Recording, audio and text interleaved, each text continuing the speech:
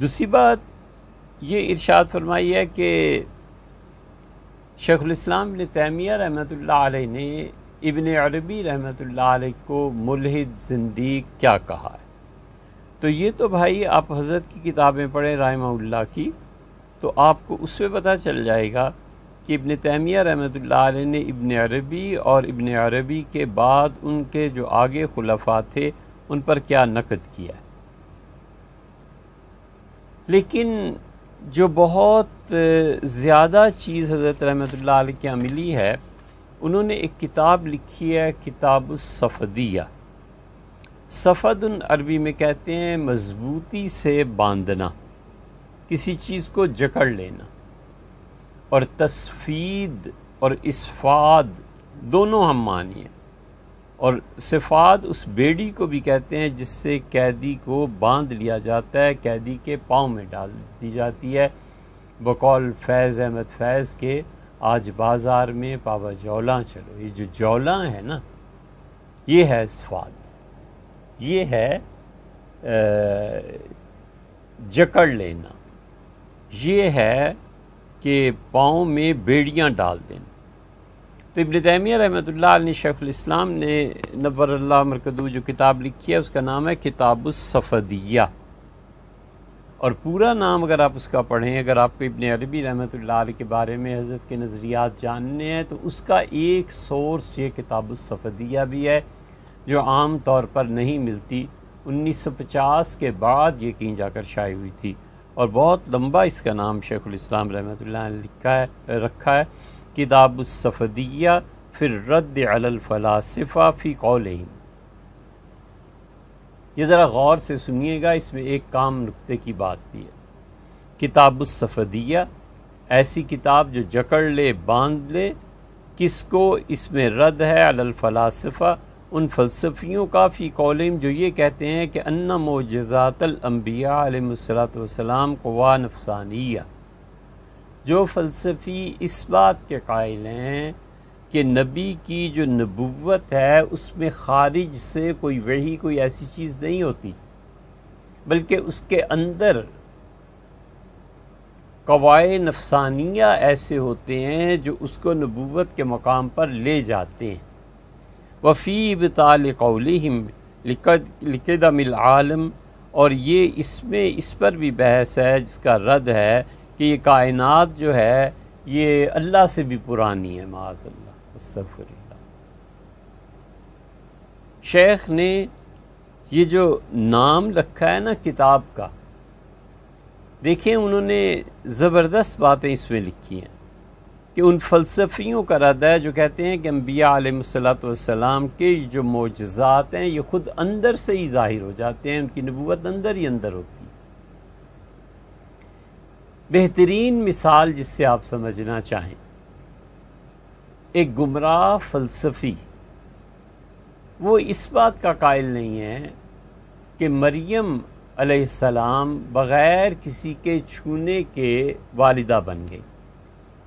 تو کہتا ہے کہ مریم میں اندر ہی اندر ایسی خواہشات کا ایسا غلبہ ہوا کہ وہ خود بخود اس نے ایک بچے کی صورت اختیار کر لی. اس نے تفصیل لکھی ہے اس کی، وہ ذہن میں ہے مگر مناسب نہیں ہے الفاظ اس کے لیے.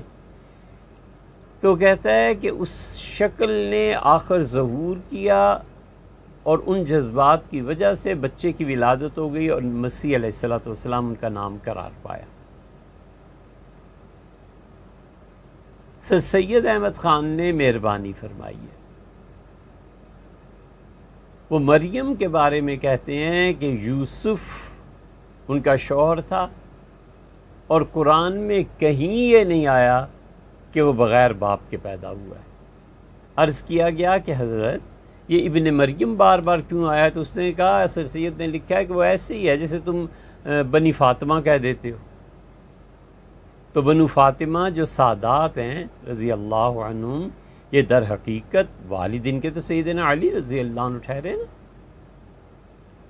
تو وہ کہتے ہیں جس طرح تم عرف عام میں بنو فاطمہ کہہ دیتے ہو. سعدی رحمۃ اللہ علیہ کی مثال ہم عرض کر دیتے ہیں. سعدی رحمۃ اللہ نے کہا نا، خدایا بحق بنی فاطمہ کہ برقول ایما کنی خاتمہ، اللہ اللہ فاطمہ کی اولاد کے صدقے میں حسنین کریمین تھے اور ان کے ائمہ تھے، امام جعفر صادق تھے، باقر تھے، حضور صلی اللہ علیہ وسلم نے سلام بھیجا تھا. کیا کہنے بنو فاطمہ رضی اللہ تعالیٰ عنہ کے، اور پھر ان کی نسلیں، پھر بخارا کے سادات، پھر بغداد کے سادات، پھر واسط کے وغیرہ، یہ ایک اور لمبا موضوع چھٹ جائے گا.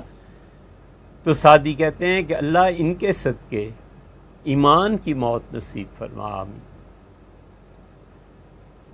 تو کہتے ہیں یہ بنو فاطمہ جس طرح کہتے ہو نا، اسی طرح ابن مریم کہا گیا ہے، وگرنہ مریم کو اصل میں یوسف نام کا ایک لڑکا تھا، اس سے تعلق ہوا تھا اور اس سے یہ بچہ عیسیٰ علیہ السلام پیدا ہوئے تھے.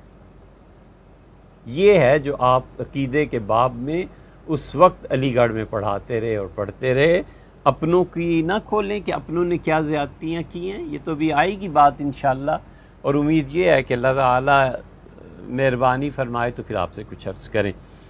تو وہ کہتے ہیں شیخ ابن تیمیہ رحمۃ اللہ کی کتاب میں لکھی ہے، اور بیڑیاں ڈال رہا ہوں ان فلسفیوں کے پاؤں میں جو کہتے ہیں کہ انبیاء علیہ الصلوۃ والسلام کے اندر کی طاقت ہی اصل میں وہ معجزہ بن جاتا ہے. یہ ایک مثال دی کہ مریم کے اندر ہی سے پھر بچے کی ولادت ہوگی، اور یہ وہ لوگ ہیں جو مریم کا علیہ السلام کسی مرد کا چھونا مانتے نہیں. وہ کہتے ہیں نہیں ایسے نہیں ہوا، قرآن ٹھیک کہتا ہے، لیکن وہ اندر ہی اندر سے.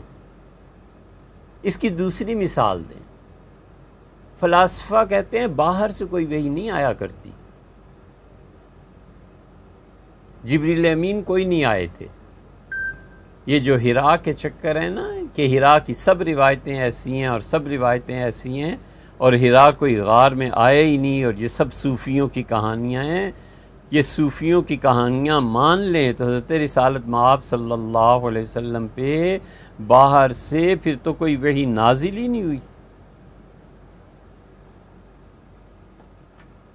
یہی چیز سر سید کہتے ہیں. وہ کہتے ہیں یہ جو معجزات ہیں نبی کے، حتیٰ کہ نبوت، یہ اندر ہی کے جذبات ہیں، اور بہت سی ایبلٹیز اندر سے ہی پرورش پاتی ہیں، اور وہ اندر سے ہی نبی بن جاتا ہے، پھر وہی آوازوں کو سنتا ہے. تو ہرا میں اسی لیے تو پھر ماننا پڑتا ہے نا کہ ہرا میں بھی کچھ نہیں ہوا تھا، غار میں بھی کوئی نہیں گئے تھے. یہ سب ابن شہاب زہری کی معاذ اللہ استغفر اللہ خرافات ہیں، اور یہ سارے قصے ہیں بخاری کے. صحیح احادیث کا بھی انکار ہوا، اور اس ضمن میں اس کا بھی اقرار ہو گیا کہ انبیاء علیہ الصلوۃ والسلام کی نبوت اندر میں قواعد نفسانیہ ہوتے ہیں. یہ قواعد نفسانیہ پہ بہت اچھی بحث کی ہے تہذیب الاخلاق میں سر سید احمد خان نے. تو سر سید کوئی نئی چیز دے کے نہیں آئے تھے. ہم بار بار آپ سے یہ کہتے ہیں، آپ یقین مانیں، یہ جتنے اس جدید دور کے گمراہ ہیں، ہم تو بھرے بیٹھے ہیں ان کے خلاف کہ خدا کے دین کو برباد کرتے ہیں. ہمیں غیرت نہیں آنی چاہیے، ہم بد اخلاق ٹھہرتے ہیں ان کے مقابلے میں، اور جو پوری امت کے عقیدے برباد کر رہے ہیں ان کو کوئی کچھ نہیں کہتا. یار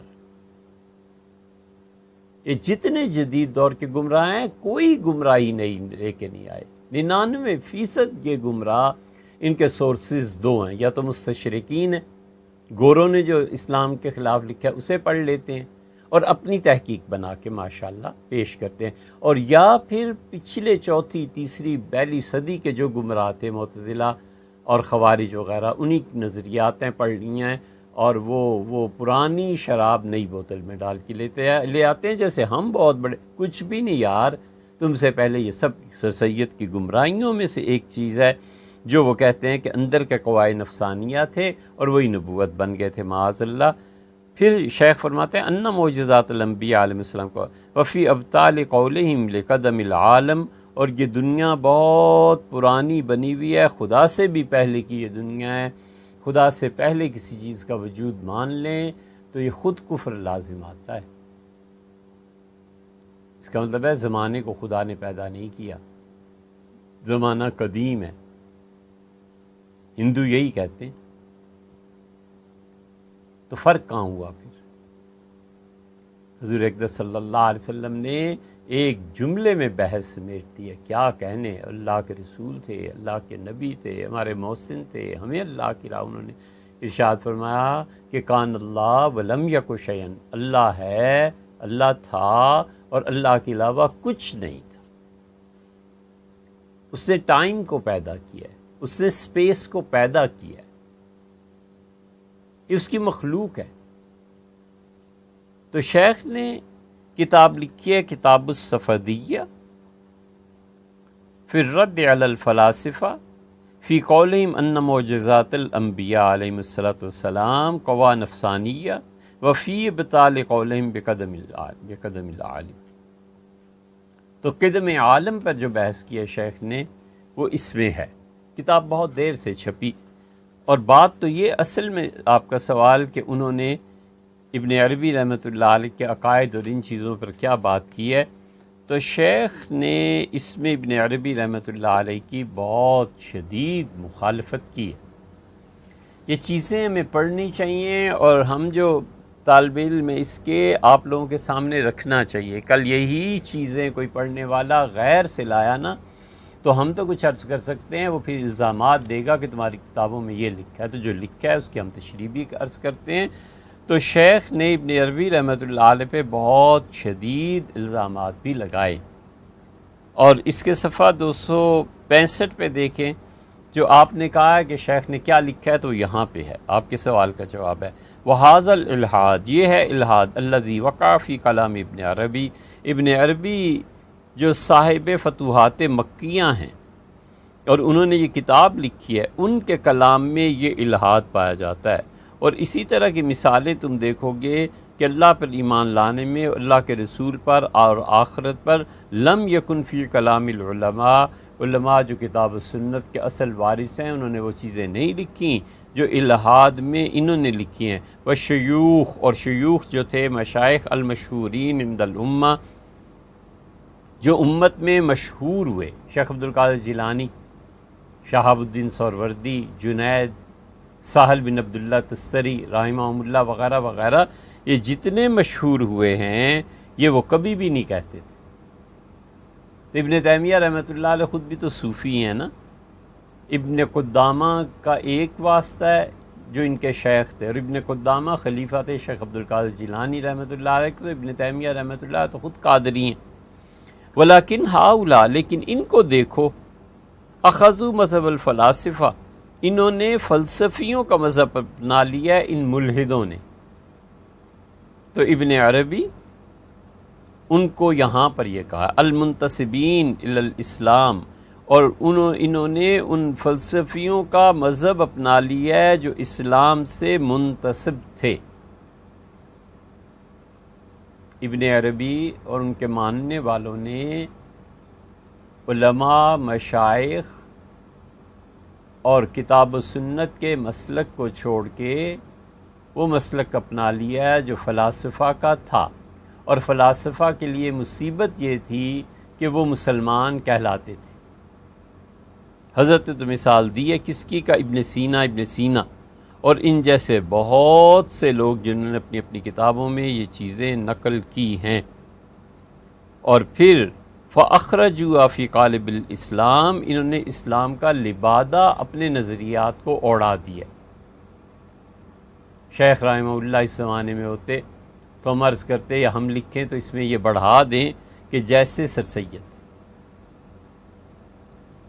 کہ یہ لوگ اپنے مشائخ جیسے جنید بغدادی اور سہل بن عبداللہ، یہ سہل بن عبداللہ تستری رحمہ اللہ، اور ان دونوں جیسے بہت سے صوفیہ جو گزرے ہیں ان کے مسلک سے ہٹ گئے۔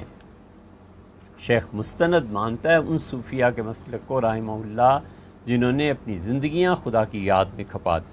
تو شیخ نے ایک تو یہاں پر نقد کیا ہے، پھر اسی کتاب میں آگے چل کے وہ کہتے ہیں کہ وہ ہوا یہ یونانی فلاسفہ اور ابن عربی اور ان دونوں جیسے بہت سے لوگ، ان کو تم دیکھو گے ملاحدہ اشیاء الباطنیہ، انہوں نے الحاد اختیار کیا ہے اور باطنی طور پر یہ شیعہ تھے، اور ان کے برے عقیدوں کی ابتدا ہوئی ہے اصل میں عقیدت الشیعہ، جب امت میں شیعہ کا عقیدہ اپنایا ہے۔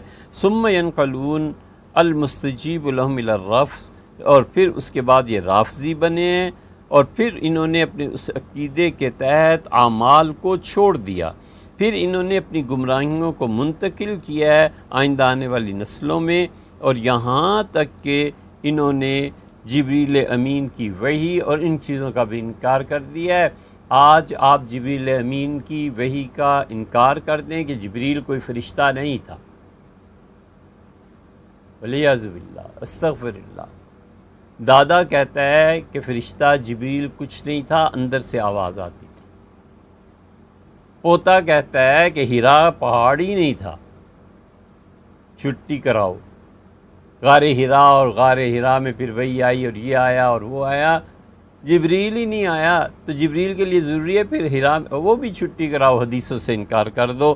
جتنی احادیث ہیں وہ تمام کی تمام ردی کی ٹوکری میں ڈالی جائیں گی والعیاذ باللہ، جن احادیث سے ان کے الہاد کے خلاف چیزیں ثابت ہوتی ہیں۔ حتیٰ یقولون، یہاں تک ان فلسفیوں نے کہا کہ لیس بیننا و بین الفلاسفہ خلاف الا فی اثبات الوجود، اور ان فلسفیوں نے کہا کہ ہمارے اور صوفیوں کے دین میں کوئی فرق نہیں ہے سوائے اس کے کہ وجود کس کا ہے، اللہ کا یا اللہ کے علاوہ کوئی اور بھی وجود ہے۔ وَهَذَا فِي الْحَقِيقَةِ، اور حقیقت یہ ہے کہ جب یہ ان مباحث تک پہنچتے ہیں تو اولئک الملاحدہ، یہ ملحد قرار پاتے ہیں۔